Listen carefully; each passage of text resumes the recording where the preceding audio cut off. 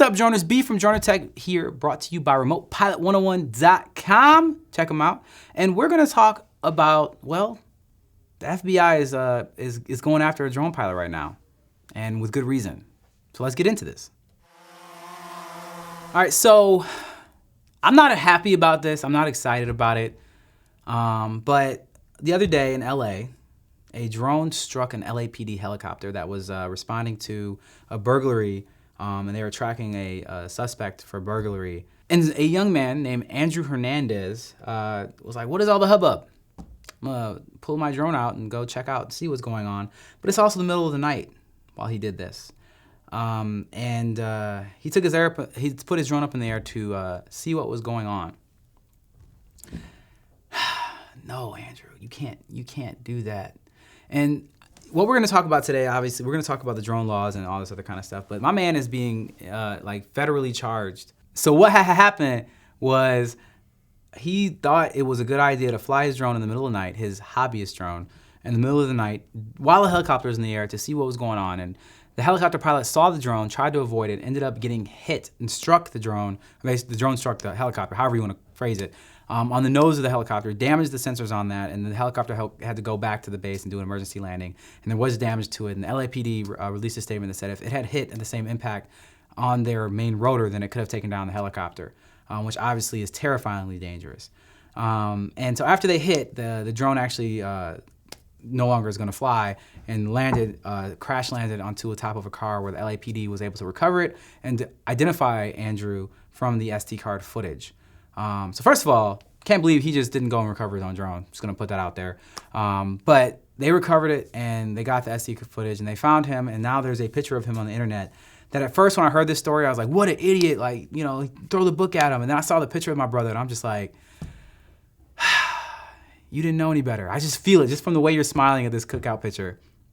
You didn't know any better, but you should have. When you buy a drone, there's a responsibility that you have to understand that you have to take that responsibility on for not just yourself, but for the drone community.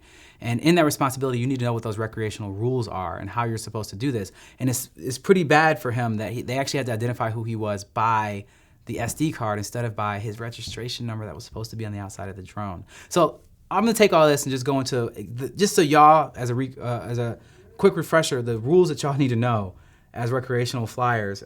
First of all, you have to register and mark your drone. You can register it on the FAA website. It's called the FAA DroneZone. If you just type in FAA DroneZone on any Google or computer, it'll pull it right up. Do a quick registration for $5. You just put in your information for the drone, your information, and then it gives you a ID number that you are to put on the outside of your drone that you can just use, like a P-tap or something like that, or whatever, a piece of tape and write it on there, but it needs to be on the outside of your drone. So he's probably in trouble for that. All right, so as a recreational pilot, you're only allowed to fly recreationally, which means you can't get paid to do what you're doing in flying. If you are to get paid, that means you get a Part 107 license, which you have to go take a test for, and then you may go ahead and resume commercial flights. But until then, it's all recreational, which means you have very, very, very specific places and areas that you're allowed to fly.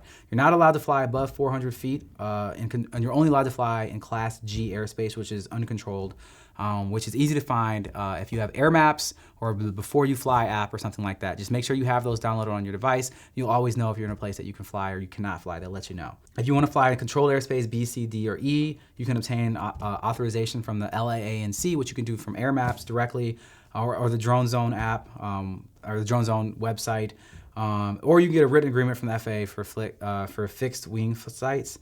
You can find more about that, or ask more about that at uashelp@faa.gov. Keep your drone within your visual line of sight, or within the line of sight of a visual observer who is co-located pretty right next to you, so you can still hear them and talk to them. That's just droning in general. You should always have another person who's keeping your eye on the drone, because you're probably keeping your eye on the camera.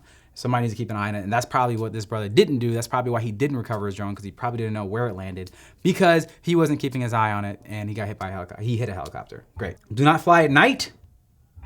Do not fly at night is what you're not supposed to do unless you have an FAA waiver, which you only can get if you have a Part 107 license, which he didn't have either one of those things, which is another reason why the book is being thrown at him right now, which I feel bad for him, but you should know these things. When you buy things, it even tells you when you first open up the app, it tells you all of these things that you're supposed to do.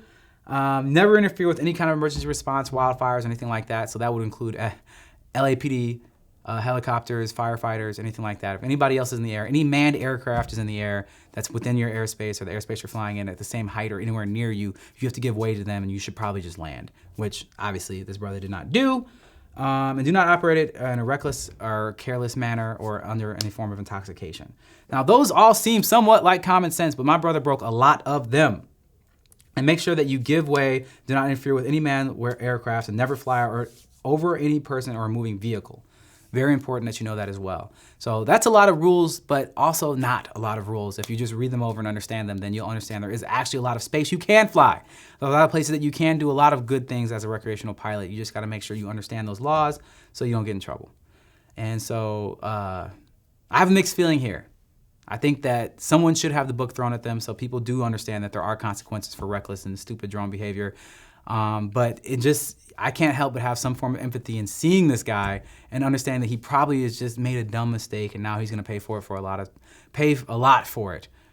He has a lot of heat on him right now for doing something really dumb, which happens to a lot of people. So, hey man, I'm sorry, but them's the breaks.